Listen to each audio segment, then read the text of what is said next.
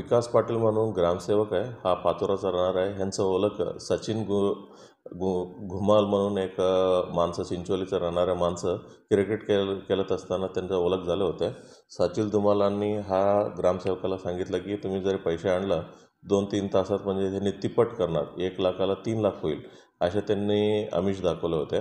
त्यांनी विकास पाटलांनी कालच्या दिवशीच त्यांचं कोऑपरेटिव्ह सोसायटीमधून 16,00,000 काढलं आणि ते जळगावात आणलं. हा धुमालने जळगाव रेल्वे स्टेशनकडे नेलं आणि सांगितलं की म्हणजे ही जे काही 16,00,000 माझ्या हँडओव्हर करा. आणि त्यांच्यासमोरच दुसरा एक निलेश म्हणून माणसाला बॅग हँडओव्हर केलं आणि थोडं पुढे गेल्यानंतर 3 पोलीस गणवेशात 3 माणसाला आणि ते समोरचं माणसं आहिरे म्हणून त्याला पकडून त्यांच्यासमोरच घेऊन गेलं.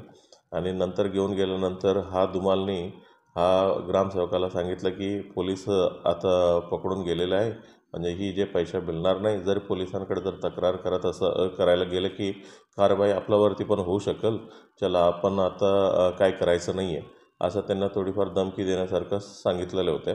तरी देखील हा ग्रामसेवक SP ऑफिसला अप्रोच केल्यानंतर पूर्ण विषय आम्ही चौकशी केल्यानंतर ही सर्व विषय एक पोलीस नाईक योगेश शेलके म्हणून ह्या माणसाचं मास्टरमाइंड आहे. ह्यांनीच म्हणजे पूर्ण नियोजन आणि पूर्ण कट रचलं होतं हे समजलेलं आहे. हे 3 कॉन्स्टेबल जे कोणी तिथं येऊन म्हणजे हे पैसे आणि त्या माणसाला घेऊन गेलं, तिन्ही आमच्याकडचं नियुक्ती असलेले पोलीस आहे. एक योगेश शेलके, एक ग्रेड PSI मेढे आणि पोलीस नाईक दिनेश भोये, असं 3 कर्मचारी आणि त्याच्यासोबत 2 आरोपी आहे, सचिन धुमाल आणि आहिरे, असं 5 आरोपींना आम्ही अटक करण्यात आलेलं आहे आणि त्यांच्याकडनं 16,00,000 रुपयाचं जप्त देखील करण्यात आलेलं आहे.